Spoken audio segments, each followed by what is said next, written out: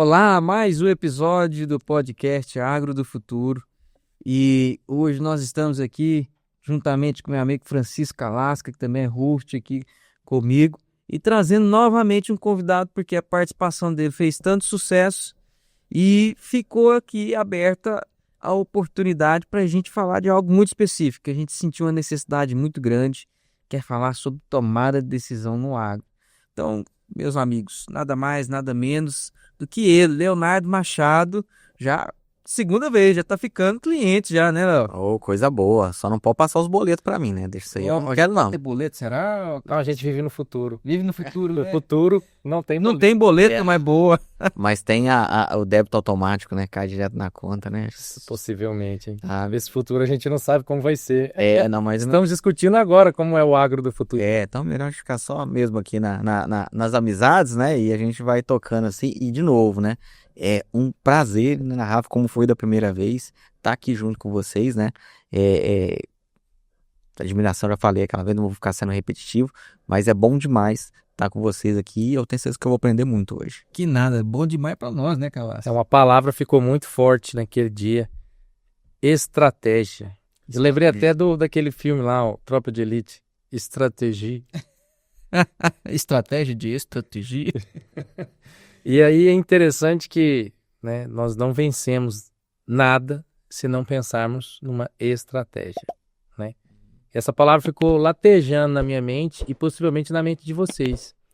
E vamos falar então um pouco, né? Como tomar decisões com estratégia ou a estratégia para tomar decisões. Perfeito, Fantástico. perfeito. Então, a gente tem falado muito, conversado muito aí com os produtores, tentado levar essa mensagem de que produzir não é mais aquele diferencial importante, né? Às vezes eu tinha aquele diferencial, nossa, eu preciso produzir mais, porque eu sei que cada vez que eu produzir mais, eu vou crescendo, e vou crescendo, e vou crescendo. E hoje a gente vê que essa receita já não se encaixa muito, né? Por quê? Porque eu tenho mercados voláteis, eu tenho margens mais apertadas, eu tenho crédito com uma exigência muito maior, e tudo isso coloca o produtor num cenário ali onde que ele não é só mais a produtividade importante, a rentabilidade ela passa a ser muito importante. E quando eu começo a colocar isso daí, a gente sabe que quem vai sair na frente, talvez muitas vezes o diferencial daquele produtor que vai crescer, daquele produtor que infelizmente vai sair do mercado, não é tomar a decisão mais rápido, é enxergar mais longe, enxergar com mais antecedência para tomar a melhor decisão. Ah, interessante, né, Calas? Que às vezes pensa em tomar decisão rápido, mas parece que a curto prazo era melhor, mas lá na frente pode estar comprometendo, tá? Um dia, Gabriel, estava voltando do Mato Grosso do Sul. E estava com um amigo meu, né? Eu gosto de viajar com ele, Rafael. E aí tinha um cara num carro na frente, na rodovia, andando lento, né? E a rodovia era uma rodovia meio sinuosa mesmo. E o meu carro, né, mais novo, mais potente. E aí eu comentei, como qualquer motorista que está querendo ultrapassar, falei assim, ó, por quê? Tá lento, aquela coisa, né? Eu acho que alguns aqui devem ter se identificado. Aí sabe o que meu amigo me falou? Francisco, é porque às vezes ele não está enxergando igual você. Então, quando você enxerga menos, você anda mais devagar. E aquilo ficou na minha cabeça. E realmente, toda vez que a gente enxerga algo com um horizonte menor, obviamente você tem um pouco de prudência, o que você faz? Você diminui também a sua velocidade. E aí o que é o farol? Né? Eu acho que nossa conversa, a estratégia é esse farol que vai colocar mais adiante, né? Um farol de milha nesse veículo desse produtor, né? Para que ele possa ir mais rápido, ir com mais assertividade, não é isso? Exato.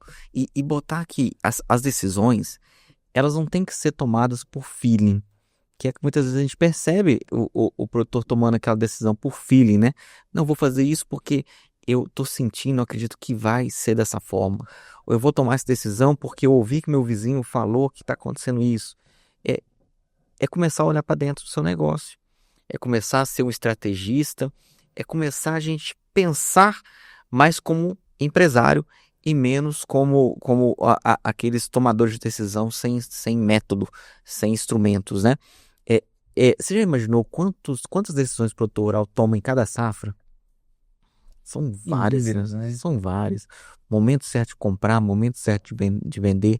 Eu faço aquela aplicação agora, eu espero a chuva passar. Eu melhoro aqui, eu troco o meu trator ou não. Então, assim, são várias decisões que ele tem que tomar todos os dias.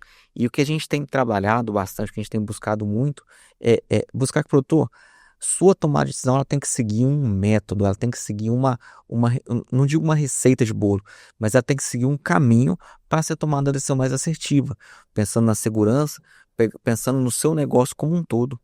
Então, levando em consideração os riscos da sua atividade. Então, essas tomadas de decisões estratégicas, eu acredito que seja o ponto principal que vai diferenciar aquele produtor que cresce daquele produtor que, infelizmente, estagna. Legal. Você fala uma coisa aí que me chamou a atenção, Léo. Até eu vou lembrando aqui da nossa última conversa, a gente falou muito disso, né, de mercado e as questões que o mercado traz, mas tem o outro lado de que como reagir a esse mercado. E aí, você falou uma coisa que eu gosto porque nos dá mais segurança, nos dá mais controle, que é a questão chamada método. Tem método para a gente conseguir ter estratégias para conseguir posicionar o produtor de uma forma inteligente, que deixe ele de fato ali mais seguro na sua atividade. E se esse método ele é difundido, se não é, como é que funciona, de onde que surgiu, conta para nós a história desse método aí. Então, o que é legal, né? É importante a gente entender os riscos que esse produtor ele está susceptível a percorrer, né? Risco climático, será que vai chover, será que não vai chover? O risco de mercado, eu não controlo o preço é formado pelo mercado, então eu sou tomador de preço, não sou formador de preço. O risco financeiro, eu preciso de capital para poder tocar na atividade, né? Lembrando, a gente falou até na última vez, né? Custo médio de soja em torno de R$6.000. Se eu vou plantar 200 hectares, que é uma propriedade pequena, eu vou ter que ter 1.200.000. Nem todo produtor tem esse dinheiro em caixa para investir, ele vai precisar de contar com recurso de terceiros, né? E o risco operacional. O risco operacional no agro, ele é muito grande, né? Eu costumo dar o exemplo de que se eu sou o produtor, a indústria que faz esse copo, se no momento ali do cochilo do meu operador, né, a mistura para formar o vidro aqui não ficou boa, ficou aquele vidro ruim, o que o industrial faz? Descarta o lote e continua produzindo. Se o produtor erra uma linha de plantio, ele tem como não, vou descartar esse plantio, vou fazer um outro. Não tem jeito. Se ele erra lá um período de inseminação, né, e da baixa inseminação ele volta, não volta. Esse erro continua. Então, são esses riscos que ele tá susceptível. E o que a gente tem pregado primeira coisa, enxergue esse risco e estabeleça as formas de você gerenciá-los para tomar as melhores decisões em cada uma dessas etapas. E sair muito do achismo do negócio. Primeira coisa que a gente coloca é informação, né? Tem informação de qualidade. Então, como você está colocando, né, Gabriel? O que eu fui no trabalho, pensando dentro disso, eu desenvolvi eu não digo que seja um método estabelecido, mas algumas regras dentro de um conjunto de ações que ele tem que tomar. Que aí eu coloquei cada uma dessas regras, né, como decidir, né? O D, o E, o C, Cada o I, letrinha cada passo. letrinha um passo para ele seguir esse negócio. Legal. E como que surgiu, né? Nós temos que colocar isso. A gente sempre, na última eu falei também, a gente tem muitos, na Suíça principalmente, muitos ali tomadores de riscos, investidores, né? Só que os investidores eles têm regras para também seguir os seus investimentos. Eles chamam isso, no caso ali da Suíça, né, de axiomas de Zurique. São 12 grandes axiomas, né, que são regras que eles seguem para tomar as melhores decisões. E aí eu fui lendo esse livro e fui pegar, opa, essa regrinha aqui se encaixa no agro, essa regrinha aqui se encaixa. E aí fui montando essas regrinhas para a gente poder tomar as melhores decisões. Decidir, Calas. Decidir. Todos nós precisamos decidir. Alguém, até vocês podem me ajudar, né? Que quando eu comecei a falar sobre isso, uma pessoa que era da área de tecnologia falou, não, isso aí é um framework de tomar de decisão. Eu falei, não, o que é esse framework? Mas A palavra framework, né? Só para esclarecer, já que a palavra veio à tona, né? Framework é traduzido por esqueleto, né? Então, por exemplo, é aquilo que já vem meio que pré-fabricado. Então, quando a gente vai usar um framework, já tem coisas meio pré-fabricadas, né? Em software, quer dizer que tem um pouco de software pré-fabricado, a pessoa só vai terminar ali. Se a gente vai usar em frameworks em construção, já vem coisas pré-fabricadas e você vai terminar ali. Se você vai usar frameworks em gestão, já vai vir métodos pré-fabricados, né? Ou até formulários, questionários e tudo mais, onde a pessoa não tem. A coisa já meio que tem um esqueleto. Isso só vai complementar ao seu gosto. É porque nós gostamos do inglês, né? Se falasse assim, estrutura, tem uma estrutura ou tem um esqueleto, entende? As pessoas, elas entenderiam melhor, talvez, de primeira. Então, entenderia melhor, mas talvez não pegasse tanto, né? E não A gente ficasse valoriza bonito. tanto que Framework. né? Então, assim, vamos puxar, botar um pouquinho quem está nos acompanhando, né? Se você acredita que seja um framework, coloca nos comentários aí, né? Não, isso aqui é um framework, realmente, é um framework para poder. Vai me ajudar, né? Porque eu vou utilizar nas palestras esse framework desse dia. E vamos passar por essas letras, então, do uso decidir, Léo. Então, começando pelo D, né? O que o produtor, né, que está aqui, por exemplo, sendo assistido pelo Leonardo, como é que ele começaria esse trabalho para ele entender o Então, vamos lá. processo O primeiro D é do diagnóstico. diagnóstico? Então, eu preciso conhecer onde eu estou, como eu estou, para poder fazer minhas ações. Então, eu preciso juntar as informações. Então, é o momento que eu vou começar a chamar a minha equipe, vamos juntar as informações, vamos fazer nosso diagnóstico, né? Se eu não sei onde estou, eu não sei onde que eu quero chegar. Boa. Então, eu preciso saber onde estou, definir o que está acontecendo e criar os diagnósticos para poder chegar lá onde que eu quero. Então, ó, essa safra, vamos colocar aqui, né? Vamos fazer algumas simulações, né?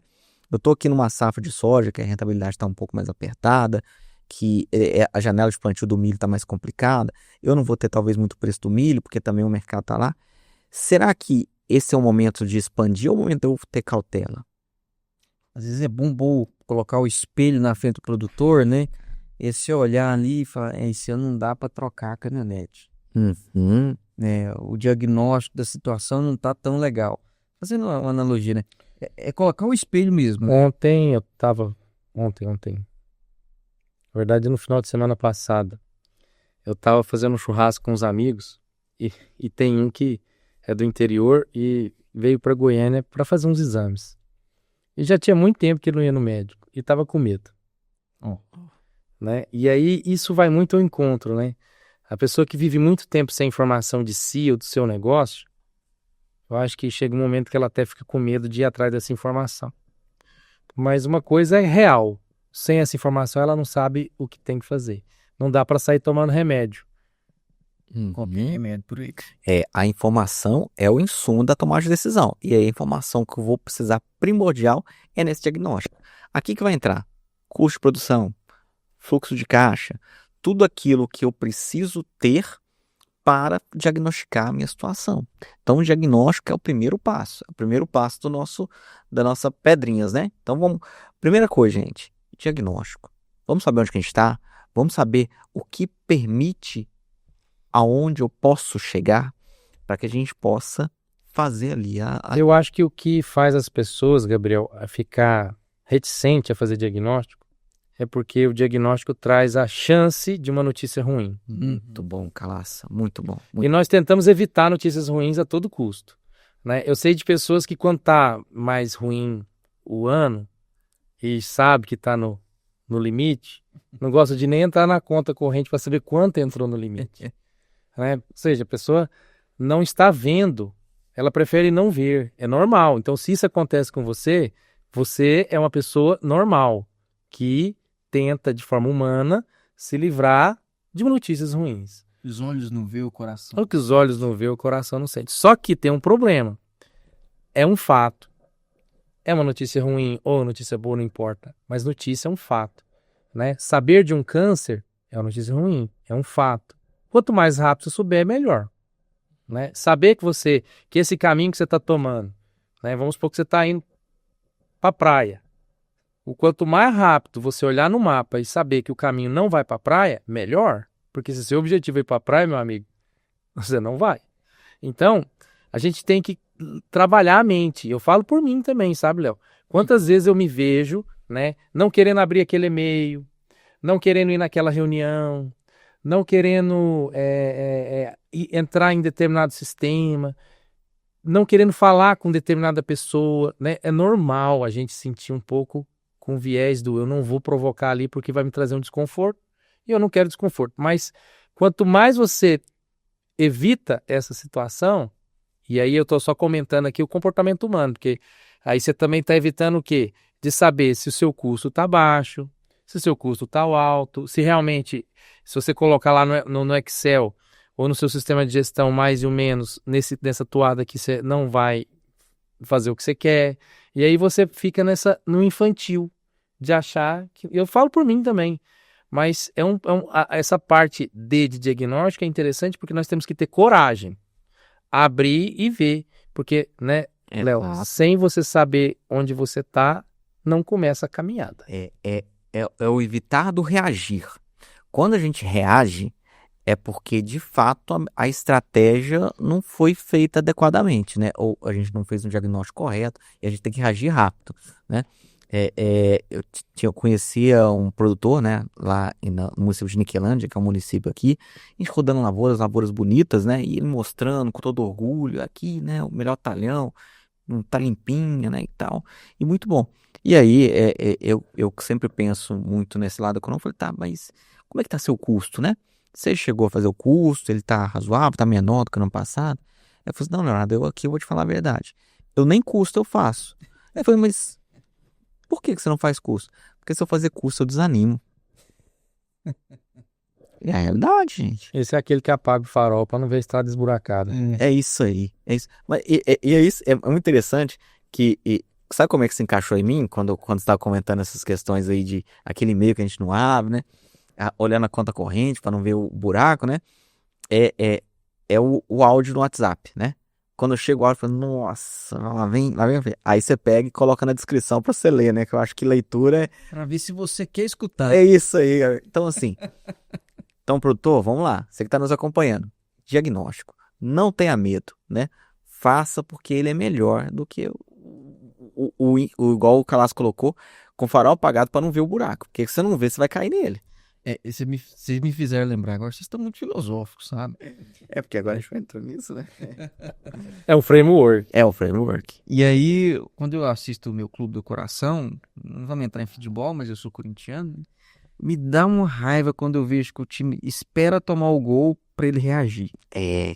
Em vez dele ser propositivo e tentar fazer o gol, enfim, fica analisando, tateando, aquilo deixa o torcedor irritado. Mas eu acho que deixa também irritado, no caso, fazendo analogia, né, a conta bancária, né? Quando você espera se reagir aos fatos do mercado, os fatos, enfim, da operação do negócio em si. E aí, entendendo esse diagnóstico, Léo, que a gente vê que ele é importante, às vezes ele dói, né? Às vezes ele traz notícia boa também, igual o Calaça falou. Então, sim. Mas aí você vem pro E, né? É. Aí depois que eu entendi onde a gente tá, como é que tá o tamanho da ferida, se ela tem cura, se ela não tem. E esse E, ele seria o quê? Aí eu passo para a estratégia. Beleza, eu sei onde que eu estou e sei onde que eu posso chegar. Agora é o como. Como eu vou chegar até aqui, né? Aí eu vou fazendo as estratégias.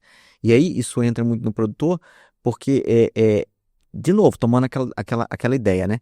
Quem reage é porque muitas das vezes não seguiu o D e o E, não fez o diagnóstico, nem fez o negócio, porque teve que reagir. Vou dar exemplo de novo, né? Esses tempos estava prestando a consultoria pro produtor e ele, olha, Leonardo, vamos ver aqui quantos bezerros eu vou ter que tirar de macho e fêmea para vender, para pagar essa conta. Você vê que ele está reagindo. A conta está chegando, ele não tem caixa, precisa vender talvez no momento mais errado para poder pagar. Percebe como é a reação? E quantas vezes acontece isso? Nossa, eu tenho que vender minha saca de soja aqui porque o 30 do 3 está chegando, eu preciso pagar minhas contas. Reagindo, não estou fazendo estratégia. Então, depois que eu tenho diagnóstico, eu faço as estratégias. E aí entra, né? Se eu tenho o custo, aí eu vou ter o meu ponto de equilíbrio, Calaça. Que é aquele ponto de equilíbrio? eu preciso de 55 sacos para pagar meu custo. Quando eu tô vendo aqui o mercado hoje não tem expectativa de chegar a um preço de 150, 130. Mas se eu ver que bateu ali perto de 120, eu vou lá e fecho. É as estratégias que eu vou tendo. Porque se me dá 120, eu vou ter tanta rentabilidade, que é o meu alvo. Então a estratégia nada mais é do que o como, né? Como que eu fiz de chegar ali de um lado para o outro. Então a estratégia ela é fundamental. E aí, gente, é onde que eu falo dentro assim dessas regrinhas, eu acredito que é onde que muitas das vezes o produtor tem que gastar mais seu tempo de fazendo a estratégia. Porque o diagnóstico, você muitas vezes contrata bons profissionais, você consegue pegar as informações que estão abertas para todos. Agora a estratégia não, a estratégia sua é única, Porque o de seu acordo desejo. com a sua realidade. Onde você Exato. E onde você quer chegar, e só você sabe onde você quer chegar, né? Cada um é cada um. Cada um tem seu sonho, Uhum. né? Então a estratégia tem que ser pensada para saber como é que daquele diagnóstico que é onde você está, o que você tem que fazer para chegar naquele seu sonho. Eu já vi coisas assim tão interessantes. Às vezes penso em crescer. Eu já vi gente falar, não, eu quero diminuir até tal tempo para tal nível. Então, assim, cada estratégia tem os seus motivos por trás, mas o fato de você ter ela, você passa a ter um planejamento, né? E se eu não me engano, eu acho que é mais ou menos nesse sentido. É isso daí, é isso aí. É o definir o como. E aí você. Porque cada propriedade vai ter a sua dor, cada propriedade vai ter a sua situação de pontos de vantagens competitivas e pontos de desvantagens competitivas, né? Aí eu tenho um solo aqui muito mais arenoso, então eu vou precisar gastar um valor maior de fertilizante do que um no solo mais argiloso. Então, assim, cada situação vai ser aquela situação. E aí você vai ter, quando você tem o seu diagnóstico, vai ter a sua estratégia de como chegar lá. Então, eu acho que o segundo ponto é esse, o de estratégia. Legal. E... D com E, D. D. E o C? Agora vamos para o C. Agora, o C é de controle. Controle. Se eu tenho meu diagnóstico, onde que eu estou, onde que eu quero chegar, se eu tenho uma estratégia de como é que eu vou controlar se eu estou dentro do planejado ou não. Aí entra aquela frase, né? Nada pode ser melhorado se não pode ser medido. Então é onde que eu vou começar a medir. É onde que eu vou começar a pegar tudo aquele custo que eu planejei. Será que eu estou chegando aqui perto? Onde que está fugindo? Onde que está saindo? Né? Onde que eu estou ganhando? Será que está dando certo? Né? E aí é um ponto fundamental, tá? Se na hora que você começou a fazer operacional, ter os seus controles e percebeu que está fugindo muito da sua estratégia, o errado muitas vezes não está no controle, na execução. Está em retornar e consertar a sua estratégia. Essa é uma frase muito forte que eu vejo muito na prática. Os maiores erros no agro não estão na execução. Os maiores erros estão na estratégia. Os maiores erros estão no planejamento. Estão antes da execução. Então é importante mais a gente gastar muito tempo no D ou no E, e o controle ele só vai te dando assim, te colocando onde que você está. Isso me fez pensar aqui, Léo, na sua experiência, que já é notório, assim, tanto de casos que você já teve trabalhando, geralmente onde eles mais erram na estratégia, que a gente entendeu um pouquinho do diagnóstico, né? E às vezes falta o controle para identificar que esse estratégia foi mal colocado lá atrás. Com certeza. Eu acho que um dos pontos principais é quando você tem duas ferramentas que são básicas. São básicas. E aí, quando vocês não a têm, você não consegue medir bem. Chama-se custo de produção e fluxo de caixa. O que eu vou... Aí, eu gosto de trabalhar um ponto da negociação. Na negociação, Calas, sempre um lado é mais poderoso que o outro. Sempre. Dificilmente você vai ter os lados que vão se colocar.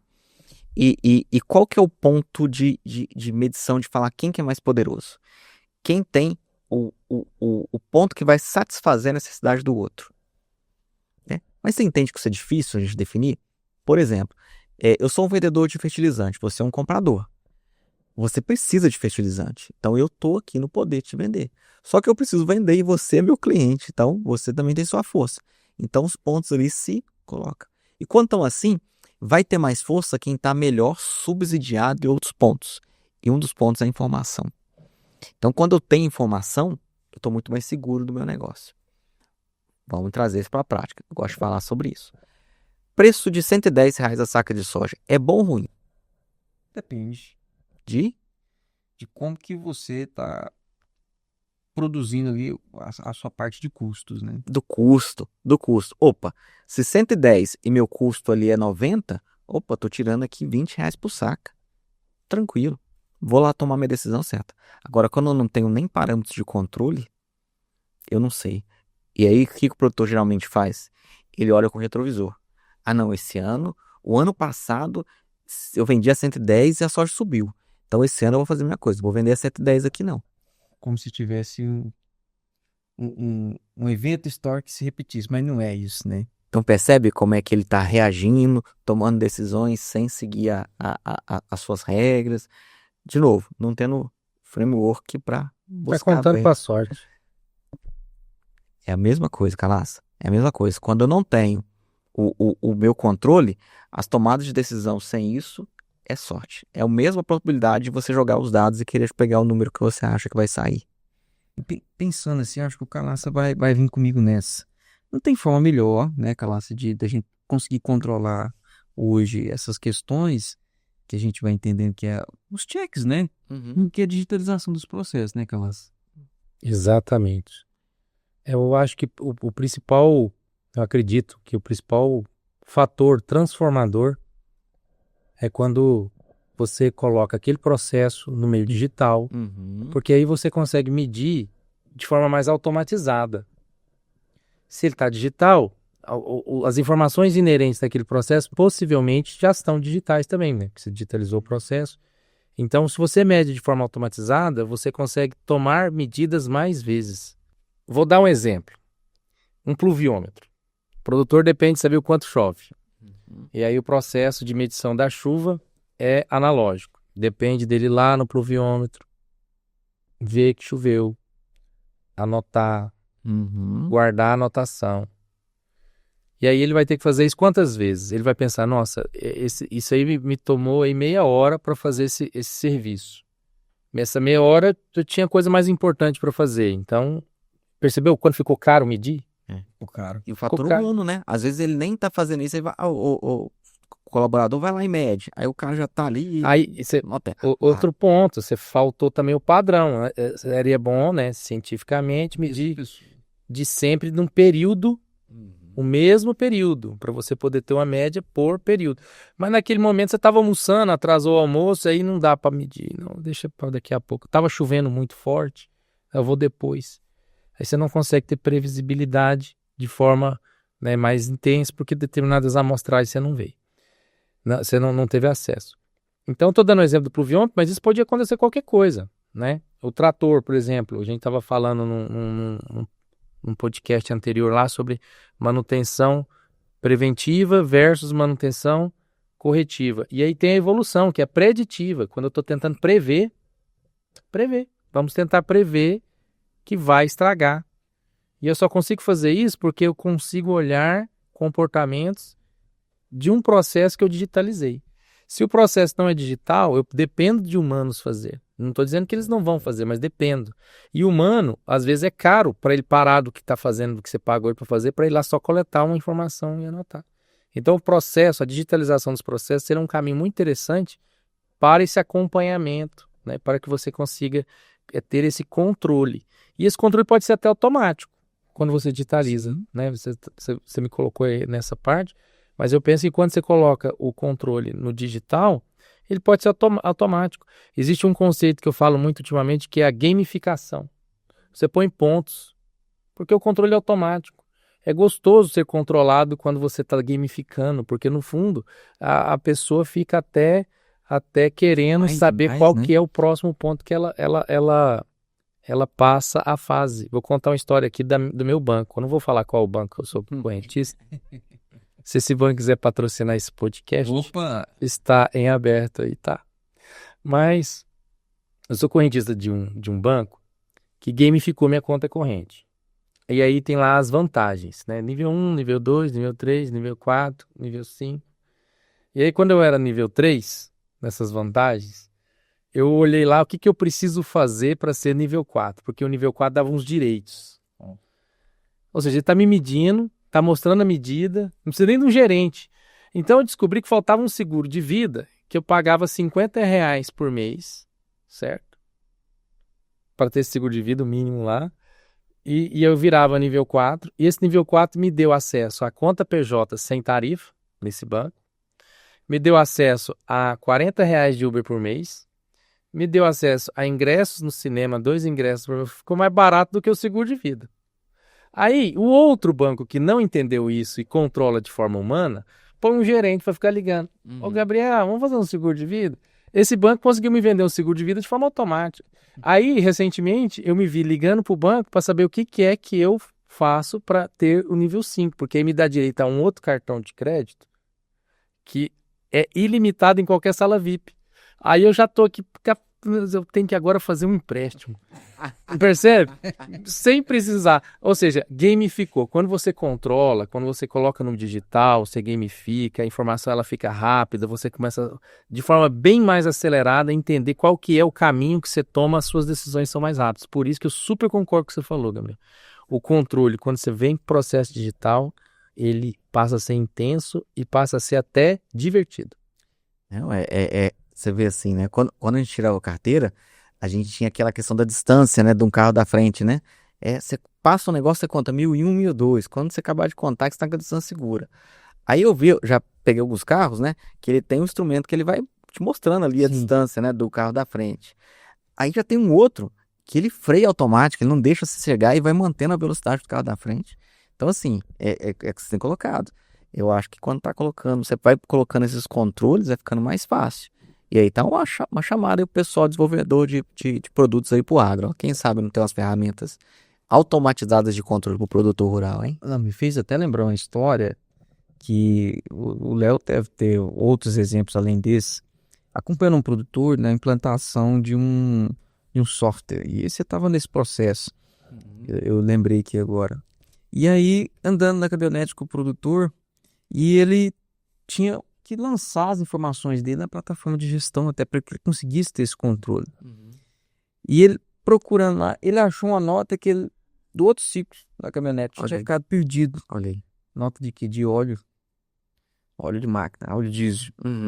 Então, ou seja, no ciclo anterior, aquela métrica ficou, entre aspas, furada. Mas será quantas e quantas notas não ficaram perdidas na caminhonete? Enfim.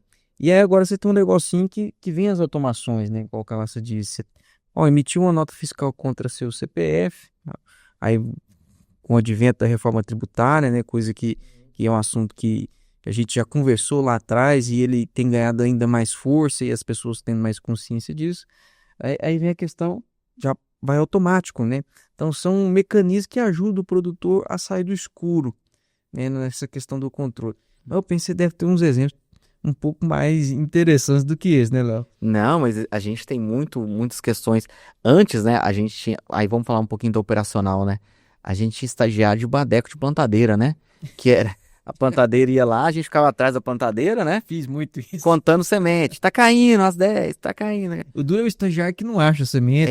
Aí perde, aí para, aí vira um zetelo danado, né? Hoje não. Hoje os controles são totalmente operacionais, né? O produtor tá vendo quando cada caixa tá caindo, tá ali, tem até o desenhozinho, né, das sementes caindo ali no espaçamento. Então, assim, são controles e a gente precisa avançar muito desse pro financeiro. E põe em mente esse ponto, né? Nada que não pode ser medido não pode ser melhorado. A gente tem que medir para poder melhorar. E aí o controle é fundamental. Hein? Tá aí o agro do futuro, né? Vamos ajudar o produtor rural a automatizar essas questões. Se o futuro é controle, se o futuro é melhoria, nós temos que engolir esse comprimido. Por mais que ele seja difícil, né, um comprimido grande, temos que engolir o comprimido, porque tá aí um remédio para toda a realidade que a gente tem visto daquele grupo de empreendedores do agro, dos produtores rurais, que tem reclamado do achatamento da sua margem. Isso, né, acontece em todo lugar, e aí, obviamente, as alternativas são tecnologias que vão vindo. Né? D com E, D, C, falta um I aí, né? Esse Isso. curioso pra saber o que é isso. Esse é um I que eu acho que o Gabriel vai gostar muito. Que o Gabriel, pelo que eu conheço, trabalha muito essas questões de inteligência emocional, né? Dentro das tomadas de decisão, a gente tem que ser muito igual os antigos falavam, né? A gente tem que ter gelo no sangue. A gente não pode ser emotivo em hora nenhuma. E aceitar que, às vezes, perdas existem. Perdas existem. Nunca, nunca, nunca, produtor, nunca. Nunca você vai fechar 100% da sua safra no maior preço. Difícil, difícil. Pode ter um outro. Loteria, né? É ganhar na loteria. Então, assim, se eu tenho ali, ó, vamos lá, vamos para Cídro. Eu peguei o meu diagnóstico.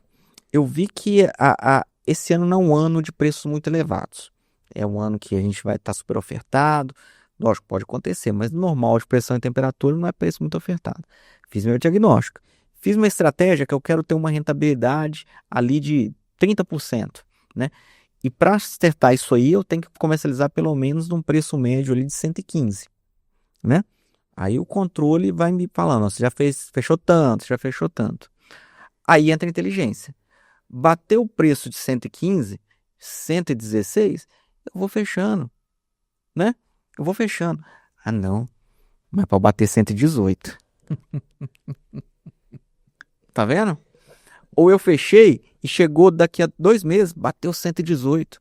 Mas que saco, eu não devia ter esse método daí do Leonardo, esse framework aí não funciona, esse framework aí, será que é isso?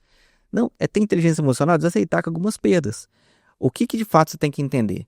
Você tinha uma estratégia, você tinha uma execução, executou bem, saiu perfeitamente onde você queria, onde você chegou. Então, tem inteligência emocional, né? E aí a gente fala sempre isso com o produtor, né? O produtor, ô Calaça, ele aguenta 10 subidas, mas não aguenta uma caída. Que é isso, né? Vamos lá. Tô aqui, né? Minha estratégia foi lá, 115. Aí, bateu 115. Rapaz, acho que essa minha estratégia ela pode ser melhorada aqui. Acho que vai subir. Aí vai, para 116. Aí eu sabia. Largar esse framework, não sei o que falar, não. Vou pro meu aqui, né? Vou no meu filho aqui, no meu instinto. A inteligência emocional foi para onde? Pro espaço, né? E aí vai, 117. Bom demais, né? Tal. Ô, concessionário, separa aí aquela Dodge Ram pra mim aí, que vou trocar esse ano. É minha. É minha. E aí, no outro dia, cai pra 114 e não volta mais. Mas aí é onde Aí ele entra vai e fecha. uma coisa que eu aprendi, não sei se vocês vão concordar comigo. Eu demorei a entender o que é inteligência emocional. Demorei a dominar isso, demorei a ver isso funcionando, né? Vou contar 3 histórias. A primeira foi quando eu decidi comprar meu primeiro computador. Eu tinha lá meus 16 anos. Eu era bolsista da escola técnica, ganhava 70% no salário mínimo. E estava juntando meu rico dinheirinho ali. A hora que eu já tinha mais ou menos a metade do computador juntado, meu pai vem e faz a proposta de pagar a outra metade. E nós vamos na loja comprar. Aí ele me leva, porque ele não entendia de computador, né? Para ele era uma caixa branca. Tudo igual. Na época o computador era branco. Na época o computador era branco. Aí Eu me senti velho. me levou na loja, lembro até hoje. E aí tinha um usado lá que o dinheiro dava. 486. É isso que eu ia perguntar. Era 286, 486. Não, mas era top. E aí meu olho brilhou. Era o melhor. E eu comecei a falar de um jeito... Meu pai falou isso pra mim, eu não percebi. Que o vendedor logo percebeu que eu ganhei no computador. Pronto. Aí, meu pai deixou uns minutos ali. Eu acho que ele se divertiu com isso. Uhum. E a hora que ele percebeu, assim, que tava na hora, eu falei assim, vambora. Nossa. Eu saí chateado, viu? Não menti pra você, não.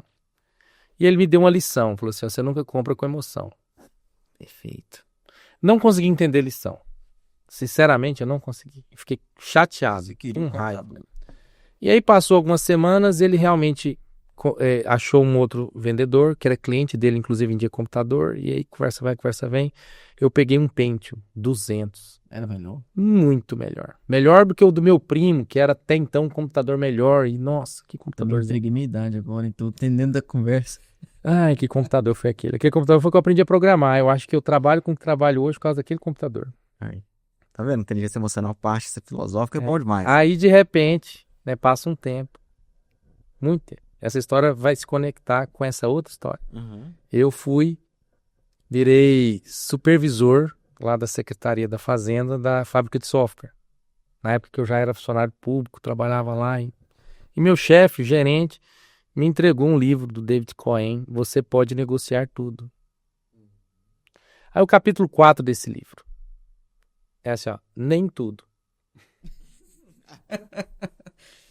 Aí no capítulo 4 ele fala que ele era um bom negociador, que negociava com grandes empresas e tal, mas ele não conseguia negociar com o filho dele para arrumar o quarto. Porque ele se importava com o filho, então ele não conseguia ter sangue frio com o filho. O castigo não era tão doído quanto poderia ser. Tinha emoção. Ele não conseguia negociar com a filha, ele não conseguia negociar coisas simples, mas ele negociava com sequestradores. E eu não entendi aquele capítulo. Segunda história que eu não entendi. Aí passou um tempo, a gente marcou de jogar pôquer. Passou um tempo assim, anos, né? Eu nunca gostei de jogar pôquer, mas de tanto insistir, eu fui parar nessa casa desse amigo meu pra jogar pôquer. Aprendi as regras, perdi a primeira. Aí rodou. Eu acho que eu não perdi, mas fui o segundo a perder na segunda. Aí rodou, perdi a terceira. Ou seja, muito ruim, gente. Eu sou muito ruim no pôquer, sabe, Léo? Mas aí começou a vir fome. Muita fome. E eu tava numa rodada, eu falei assim, quero sair, porque eu quero ali agora comer, a janta ficou pronta. Né? A gente já tava fazendo uma janta também, galera, tipo um churrasco. Agora eu quero parar porque eu quero ir lá comer. Aí eles me disseram assim, meus amigos, não, você não pode sair do jogo de pôquer, desinteira tudo. Você tem que perder. Vai perder é comigo mesmo. Pela primeira vez, pessoal, eu juro, pela primeira vez, eu não me importei em ganhar. Pela primeira vez. Aí é o win. Mas um all-in parece que... Aí eu lembrei do meu pai, parece que a minha cara não tinha aquela emoção. Uhum. Sabe? Parece que só quem te vê que sabe. E aí o povo ficou com medo. Achou que era estratégia. Fugiram, ganhei a rodada. E aí de novo, colocava. De repente ganhei a partida inteira. Cheguei no fim, detonei o último adversário e venci a partida. Aí eu entendi o livro do David Cohen. Aí eu entendi o meu pai. E aí digo, voltando ao que você falou no podcast anterior, o produtor tem que primeiro sobreviver. Então eu acho, luta para sobreviver. Sobreviveu, o que sobrou, agora ele vai ter sangue frio. E ele vai conseguir fazer isso com tranquilidade. Agora, ele está fazendo isso com a fazenda em jogo. Ele está fazendo isso com o patrimônio em jogo. Ele está fazendo isso com o nome dele em jogo. Ele tá fazendo... Aí, obviamente, o sangue dele está quente. E aí, qualquer tremida no preço, ele não tem sangue frio para falar vem ou vai. Ele passa a ser o lado mais fraco da negociação. E aí, eu agora vou colocar um pouquinho o conhecimento de marketing, né? Que eu sei que o Gabriel também é estudante de marketing. No marketing tem uma disciplina que chama neuromarketing, né, galera? E no neuromarketing ele fala o seguinte: 70% das suas decisões ela é tomada no seu subconsciente. O consciente, ele existe para chancelar a decisão do seu subconsciente. Ele dá justificativas, razões para sua decisão emocional. Vamos lá na prática, né? Você saiu para comprar um 286, né? Beleza e tal. Era um 486. Aí você chegou lá e viu um top, né? Nossa senhora. Aí o que o seu subconsciente falou? É esse. Já esqueceu o outro. E aí o seu consciente começa a te dar índice. Não, você tem o dinheiro, você merece, você vai colocar. E aí você vai se justificando. Onde que eu quero chegar com a inteligência emocional? Que hoje, infelizmente, a gente chega muito fake news por aqui. E ele acaba essas fake news prejudicando a nossa tomada de decisão com inteligência emocional. Vou dar um exemplo, tá? A gente está falando, né, que nossa, a produção de soja no Brasil vai ser grande, isso vai derrubar o preço e tal. Então a gente vê um cenário de queda de preço. Aí chegou o participante de um grupo de produtores, uma imagem de um cara pisando numa soja toda seca, você vê que ele perdeu de seca, né? E a pessoa me passou a lavoura no Paraná, como é que tá? Né? Aí começa. pessoal não tá falando que o Paraná tá bom, olha aí, é mentira, e não sei o quê. Quer dizer, ele já tinha aquele consenso de que o preço vai subir. Lembra que a gente falou que era otimista?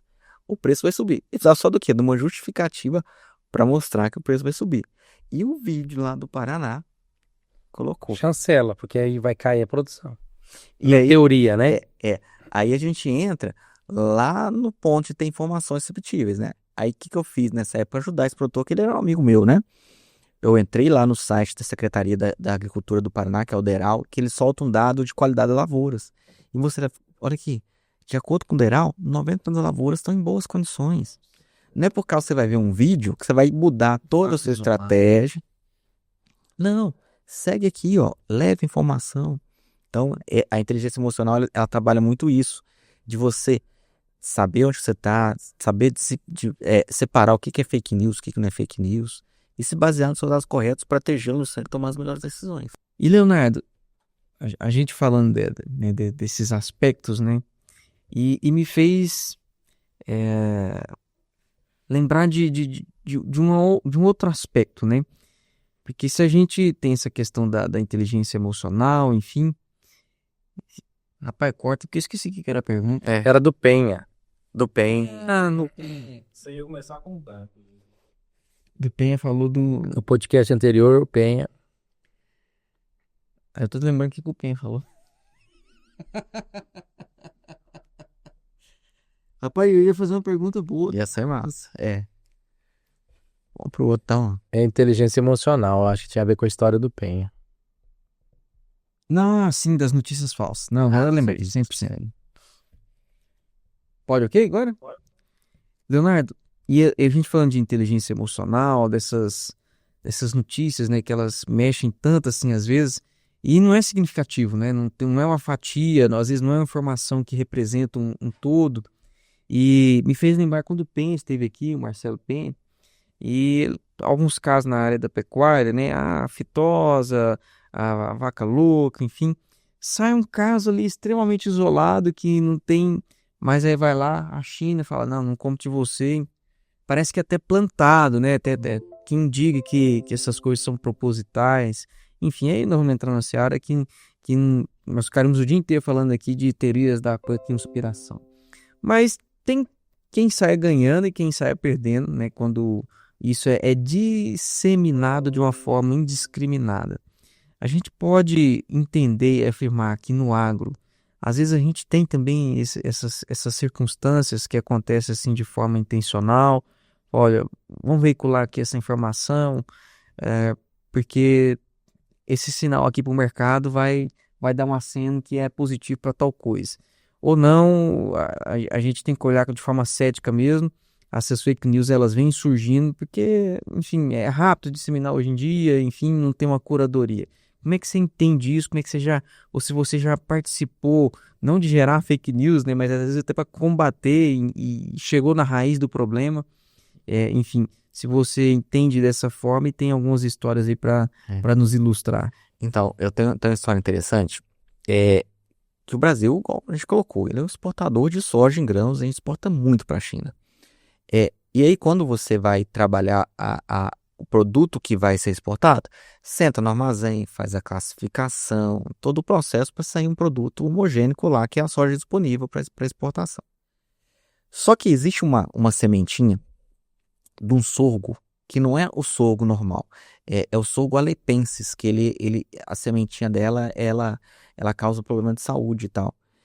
E aí, chega a notícia de que um carregamento na China foi devolvido porque se acharam grãos de sorgo alepensis nessa soja. Aí eu fico pensando, gente, quantas toneladas de soja tem um navio daquele, né? E para achar um pedacinho de grão, para descontar, né? Então você vê que raramente, mas acontece, existem essas notícias plantadas para um fim comercial.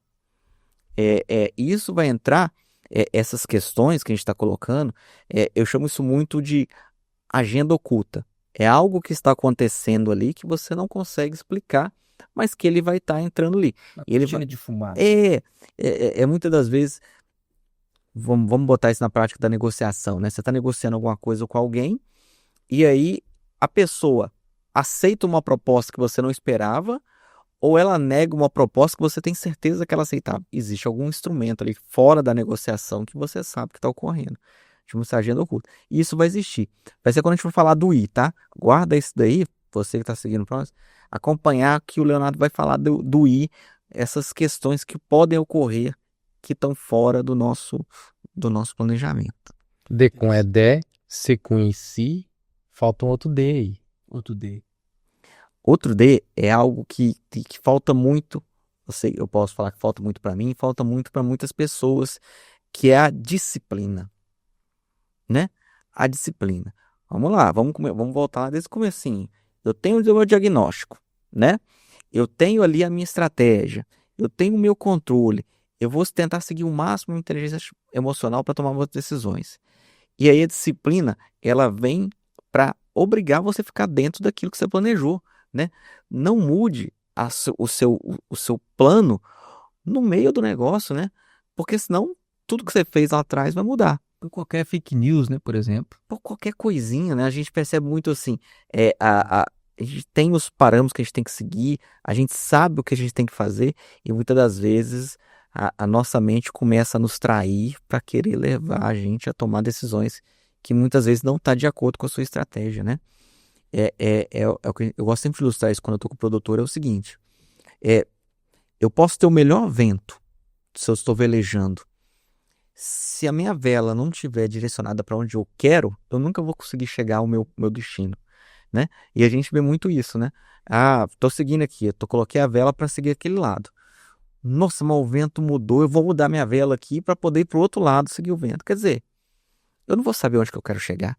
Então eu tenho que ter disciplina de levar aquilo que eu planejei para o ponto que eu quero. Mesmo que chova, mesmo que faça sol, mesmo que qualquer coisa. Esse é o caminho, nós vamos por esse caminho. Esse é o caminho que o meu diagnóstico apontou, que a estratégia, né, apontou, que eu estou vendo que eu quero chegar, e eu vou chegar lá. Então eu vou ter disciplina dentro dos meus pontos. E é difícil, às vezes é complicado. Às vezes é complicado porque assim, eu tô ali, nossa, o meu aqui é o 115 que eu tenho que comercializar. Mas tô vendo que o mercado ele tá me dando chance de ir para lá e beleza e tal. E aí eu perco a disciplina que eu tenho e começo a arriscar. Assumir riscos desnecessários dentro do meu processo. Então a disciplina ela vem muito nisso. Respeite o que você planejou, né? Respeite para onde o que você estabeleceu como foco dentro da sua estratégia, para que você chegue no objetivo no final, que é a sobrevivência, né? Que a gente vai falar um pouquinho mais lá na frente também. Então, D é da disciplina. Quando eu falo de disciplina, eu lembro muito de que é uma pessoa que falava muito sobre isso, que era o Ayrton Senna, né? Sim. Muitos jovens não sabem o que é Ayrton Senna, né? Mas Ayrton Senna era uma pessoa que tinha uma força mental fantástica, né? Ele botava aquilo na cabeça e ele ia fazendo. E ele falava, né? Às vezes, a sua mente tem que dominar o seu corpo. Porque o nosso corpo, ele é daquele corpo de querer ficar no tranquilo, né? Na zona de conforto. E a sua mente tem que sempre estar trabalhando ali para você seguir um processo, né? Perfeito, você melhoria.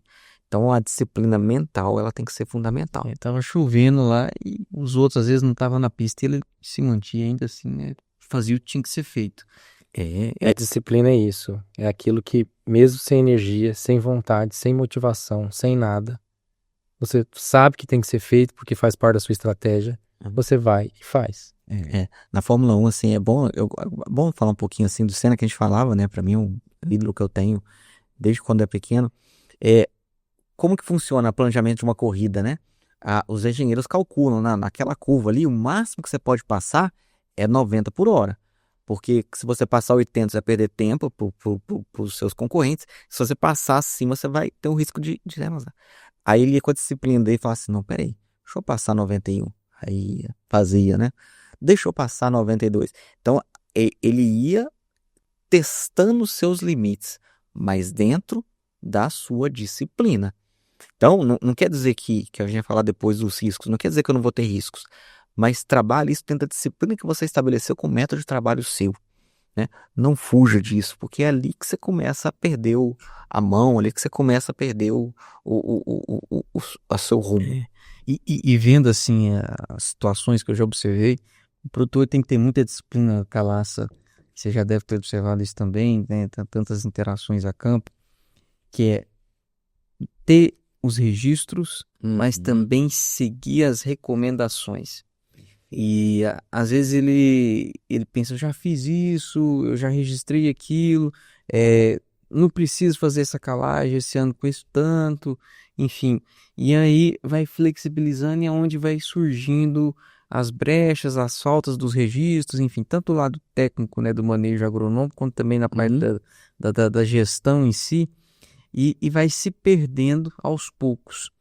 E aí a estratégia se perde, aí não adianta ter inteligência emocional porque ficou coisas para trás que deveriam ter sido feitas e não foram. E às vezes foi deixado de medir, foi deixado de ser feito e não tem como voltar atrás, né, Léo? Nossa, foi assertivo demais, Gabriel, porque assim, a prática da produção agrícola tem aqueles riscos que a gente comentou, né? E a partir do momento que eu começo a perder a disciplina de respeitar esses riscos, eu vou assumindo outros que muitas vezes eu não precisava, né? Vamos lá, tô querendo aplicar ali o meu produto, eu sei que esse produto é de absorção lenta pela folha, então ele precisa de um período sem molhamento foliar, só que eu tô vendo uma chuva, né? Aí eu pensando, nossa senhora, vai ser rápido aplicar, vai dar tempo, né? Olha aí, o risco que você está assumindo. Aí você vai, aplica, chove, não se torna efeito, você perde produtividade e vai ter que gastar mais fazendo uma reaplicação daquele produto. Perfeito. Perceberam como é que é a disciplina aí de, nossa, eu vou respeitar aqui. Seguir a recomendação. E a disciplina exige a tal da força de vontade, né? Muito. E é isso, a relação vizinha, eu acho que não só à toa na metodologia, com a inteligência emocional, né? E às vezes a gente vê muito adulto e o produtor não é diferente disso, é um ser humano como nós, né? Apesar que eu acho que o produtor rural tinha que ganhar uma homenagem sempre quando possível, porque ele é muito multitarefa, né? Ele tem que gerir, ele tem que produzir, ele tem que fazer gestão de pessoas, ele tem que entender de mercado, enfim, são muitas nuances para uma pessoa só. E aí, né, Cássia, seguindo nossas letras, né? Então tem o D, o C, aí nós pegamos o outro D, o DIR, e agora vem para o I, né? Tem um outro I, Léo. O que esse I nos revela aí que é importante para a penúltima, né, desse dia? Foi o que até a gente estava discutindo, eu falei que ia discutir isso depois, que é o inevitável. O risco existe. A gente nunca vai ficar, eu vou tomar uma decisão sem risco. Não existe. Não existe. E aí entra ele vai muito naquela regrinha. Esperar o momento perfeito para tomar a decisão nunca vai chegar, né?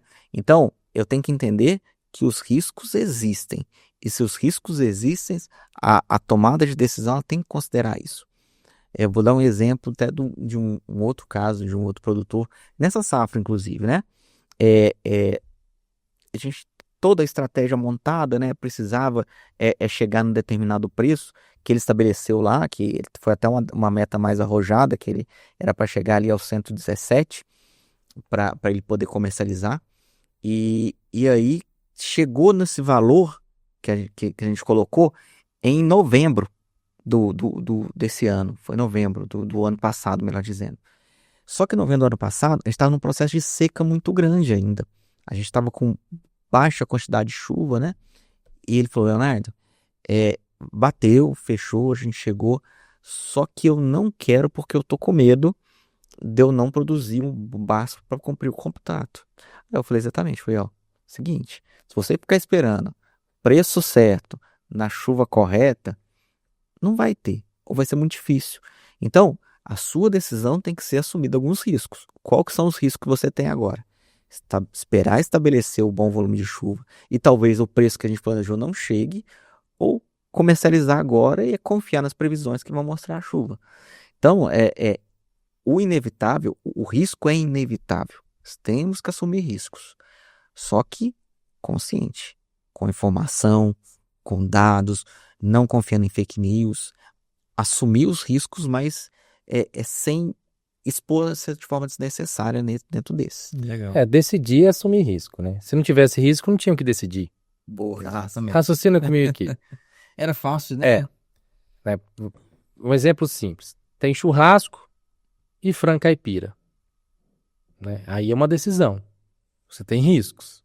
Uhum. Né? Talvez de perder lá, demorar no churrasco e perder o piqui do frango caipira. Já aconteceu comigo. Uhum. Ou o contrário, né? Você fica ali no frango caipira e a picanha são riscos. Agora, se não tiver risco nenhum, só churrasco. O outro é um prato que não tem um risco. Aí é fácil, né? Então não tem o que decidir, ué, né? Às vezes a gente fica pensando, nossa, o que é uma decisão? Ela por si só é quando aparecem os riscos. E aí é por isso que eu acho que as pessoas não sabem decidir, que eu acho interessante o que você está falando, Léo. Por quê? Se a decisão, intrinsecamente, filosoficamente, ela é o que carrega o risco, por isso que trouxe para alguém decidir. Porque se não carrega o risco, volta a dizer, não tem o que decidir. Já tá decidido. Já está decidido, não tem risco nenhum. Cada escolha é uma renúncia, né? Para decidir, você tem que assumir um perigo, um risco. Né? Por isso que você está decidindo, Uhum. por conta desse pequeno perigo. Então, como que você vai dosar isso, né? Aí, ó, esse é o ponto. Porque aí você pode pensar assim, não, mas frango caipira eu tô comendo todo dia. Uhum. Eu falo isso porque, às vezes, quando eu tô falando, nossa, mas picanha, né? Eu não trocaria uma picanha no frango caipira, mas eu tô comendo churrasco todo dia. Justamente. Entendeu? Então, Aí você vê essa decisão como, será que o preço aqui, mas tá em seca? Cara, olha as informações. Não, ó, tá dando condição de chuva daqui uma semana. Então, assim, assume o risco. Ou você tá vendo que as chuvas realmente estão irregulares na sua área. Aí você vai comer, então beleza, segura um pouco, mas tem a decisão que talvez aquele preço não volte. Então, gente, é saber assumir os riscos. Porém, não tomar riscos desnecessários com a falta de informação. Desrespeitando tudo que a gente falou, né? Inteligência emocional, controle, tudo aquilo. Falando de inevitáveis, para a gente já pular para a última letra, tem um dos princípios de Dale Carnegie, né, daquele autor de Como Fazer a Mente Influenciar Pessoas, que eu gosto muito e tem até na minha mesa de trabalho, que é colabore com o inevitável. Né? Porque além de ser inevitável, você tem que correr o risco de quando o pior acontecer, entender que ele não é tão pior assim. Né? Você tem que entender e lidar com aquela situação, porque senão para ali ó, a produção, para a propriedade, enfim. E o produtor também não pode ficar refém disso. Ele tem que entender que o preço caiu. Vamos colaborar com o inevitável. Não tem controle? Ótimo. Qual que é o melhor cenário depois desse plano que não foi né, atingido? E eu acho que é muito sobre isso, né, Léo? É isso, sobre tudo isso. Aí ele conversa muito com aquela questão que a gente estava discutindo da inteligência emocional, né? Assumir que assumir o risco, e muitas vezes o risco que eu estava esperando de fato aconteceu, não vou ficar sofrendo por causa daquilo. Coloco ali e passo para frente, né? Isso aí, de novo, os investidores muito da Suíça falam muito disso, né? A gente não pode ter muito amor naquele investimento ou ficar remoendo aquela perda por muito tempo. Perdeu, fecha e vai. Próximo, bola pra frente. Bola pra frente. Eu tenho que ser empresarial, eu tenho que ser dinâmico, né? Não posso ficar esperando esse tipo de coisa. Fantástico. E faltou a letrinha, né, Calácia? R. E aí, o R, né? Até o Calácia falou no comecinho, que aí eu acho que é o não. Resultados sustentáveis. Eu tenho que pensar primeiro na minha sobrevivência, né? Da onde que saiu isso? De novo, lá nos axiomas, né? Muitas pessoas perdem fortuna por causa de ganância, né? Opa, vai subir mais, vai avançar mais. Aí acontece alguma coisa e você perde tudo aquilo que você fez. O castelo de carta puxou ali, ele colocou, Isso. né? Então, o primeiro ponto qual que é? Pago meus custos. A regra básica é isso. Pagou meus custos? Depois eu posso seguir aonde que eu estou imaginando que o mercado possa ir. Mas primeiro tenha compromisso com você e com o seu negócio. O seu fornecedor. O produtor rural é a atividade de maior risco que existe dentro da nossa economia. O maior risco. A gente falou todos os riscos aqui, não vou falar para não tornar repetitivo. E aí, se eu não poder gerenciá-los e trabalhar esses riscos pensando na minha sustentabilidade, Você sai do jogo. Do mesmo jeito que você podia ficar muito mais rico, você sai do jogo. É um risco muito grande esse. Eu acho que Então, Não compensa correr esse risco. não compensa. Então, ali, chegou um preço que você paga seus custos, Te mantém no jogo? meu amigo, isso que importa. Principalmente momentos como esse, onde que a margem está apertada, o crédito está escasso, o mercado está volátil, O clima tá estranho. o clima está estranho. Então, assim, se eu tenho todos esses perigos me colocando, Corram para as colinas. é o momento, vamos lá, é o momento de eu financiar um armazém? Não é. É o momento de eu trocar meu trator?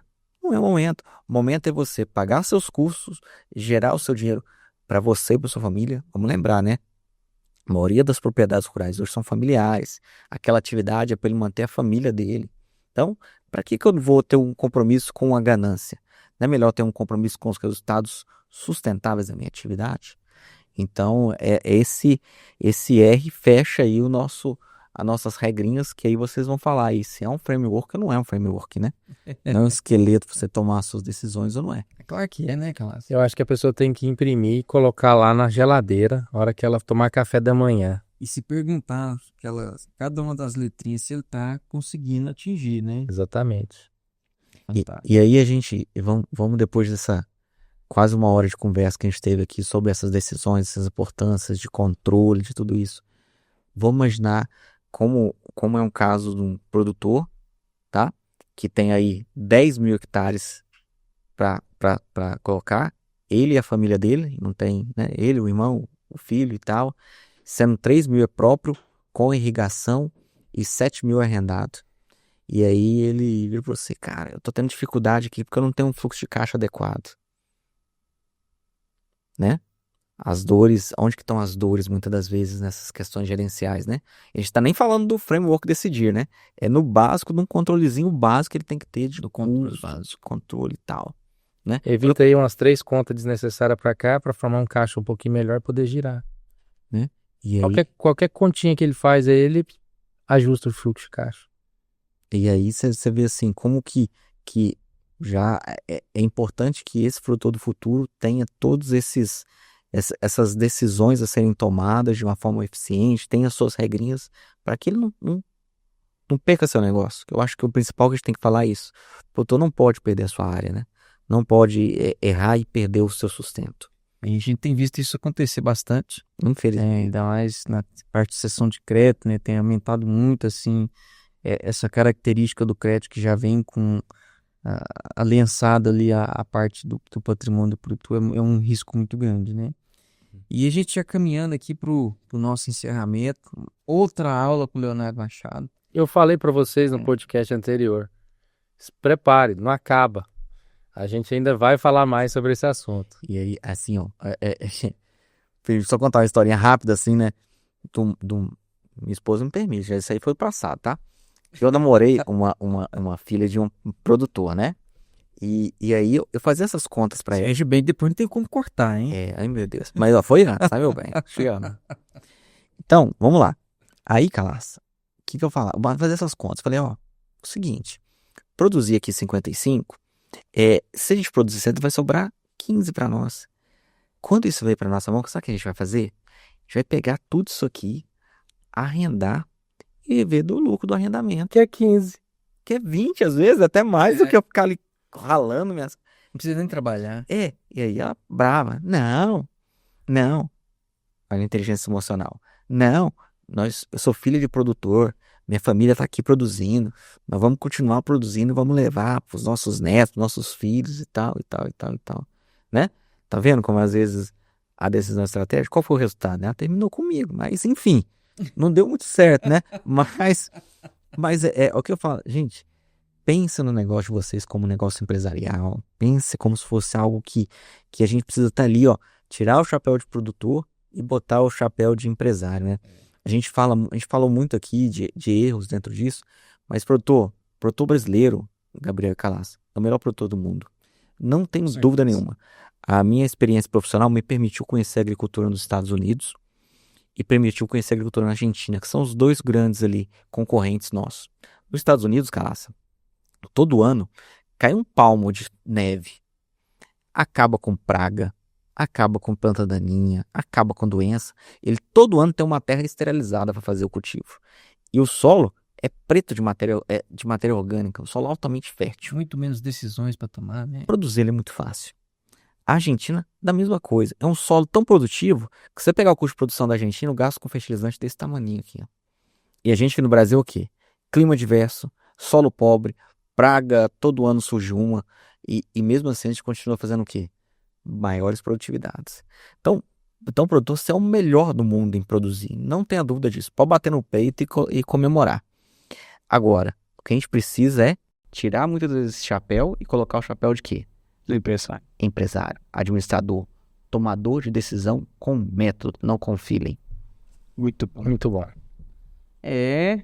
E aqui, Léo, a gente sempre encerra, né, deixando a oportunidade para que a gente consiga conjecturar ali o que é o agro do futuro, né? E a gente falou aqui do decidir, né, onde a gente tem em cada uma dessas letras aí uma parte desse framework. E pensando nesse decidir, né, a metodologia sua, eu acho que ela não é só para o agro, ela ficou muito clara a ser aplicada em qualquer segmento, muito, muito importante, pertinente. Como é que você enxerga, então, né, esse produtor rural que é talvez o melhor do mundo em produzir, o decidir no futuro dele? E quais vão ser os principais gargalos que você acha que ele vai ter que estar esperto ali, antenado, para que ele consiga continuar tomando boas decisões? Então, eu imagino que o produtor do futuro, que é o produtor que a gente está vendo que está cada vez mais tomando conta das propriedades, é aquele produtor que hoje ele não vai tomar tantas decisões em relação a sentimento, a expectativa, a ouvir falar, a mensagem que ele viu no WhatsApp. Ele vai tomar suas decisões respeitando os seus métodos, respeitando as informações, tendo o seu controle, a sua estratégia, tendo sua inteligência emocional, sabendo que alguns riscos e pensando na estabilidade do seu negócio. Então ele vai respeitar esses pontos para tomar sempre as decisões mais assertivas e reagir cada vez menos. E lembrar sempre, gente, não vence quem toma a decisão mais rápido, vence quem chega mais longe e toma a decisão melhor. Né? Então, eu imagino que o profissional do futuro ele vai ser muito disso. E eu acho que o principal gargalo dentro desse sentido é informação de qualidade. É ter informação de qualidade. Às vezes eu tenho informações de qualidade, só que ela é muito cara. E às vezes eu não pago para não ter isso. Então, buscar aquela informação boa para nutrir ele das melhores decisões. A informação é o insumo da melhor decisão. Exatamente. E vivemos a era da informação. A era da informação, e informação é um gargalo, né? Informação é um gargalo. É porque a gente vive a época da informação, mas infelizmente não vivemos a época da inteligência, né? De saber tomar aquela decisão como certa, né? Como correta e saber administrar ela bem. Talvez seja uma era rasa, né? Exato. Não consegue ter profundidade. Exatamente. O deep. Tá faltando um deep aí, uma profundidade. E a inteligência artificial tá causando ainda mais confusão disso, né? Sim. Tem muita gente hoje que tá recebendo ordens da inteligência artificial. A alucinada inteligência artificial, né? Mas eu vi no chat GPT que é assim. Eu falei, eita. Tem certeza então que você tá confiando nisso? Eu acho que isso dá um podcast, hein? É mais adiante, sim. Muita gratidão, né, Calaça? Mais uma vez aqui, o Leonardo, pela segunda vez conosco. Já vindo falar agora de uma outra vertente, né? Uma vertente muito mais do lado do produtor, como é que ele reage a esse mercado do agro. E o sentimento é que a gente tem mais uma aula daquelas, viu, Léo? Então fica aqui aberto o espaço para voltar quantas e quantas vezes você quiser, porque a gente sai muito mais, eu acho que capacitados, né? Eu não sei se a palavra capacitados ela preenche tudo isso, mas assim, com um nível de consciência maior. O sentimento também é o mesmo para você, Camacho? Eu me sinto privilegiado, porque todo mundo sabe que isso aqui é gravado, né? E a gente ficou sabendo antes de todo mundo, né? Muito obrigado, Léo. Que é isso, eu que sou de novo grato para mostrar aqui um pouquinho do que eu acredito ser um caminho bom para os nossos produtores, e na companhia de vocês ainda foi fácil, tranquilo a gente bater esse papo aí. Top. Obrigadão. Então, pessoal, nos acompanhe para os próximos episódios. Nós estivemos então aqui com o Leonardo Machado. E esse é o Agro do Futuro. Agro do Futuro. Até a próxima. Tchau. Próxima.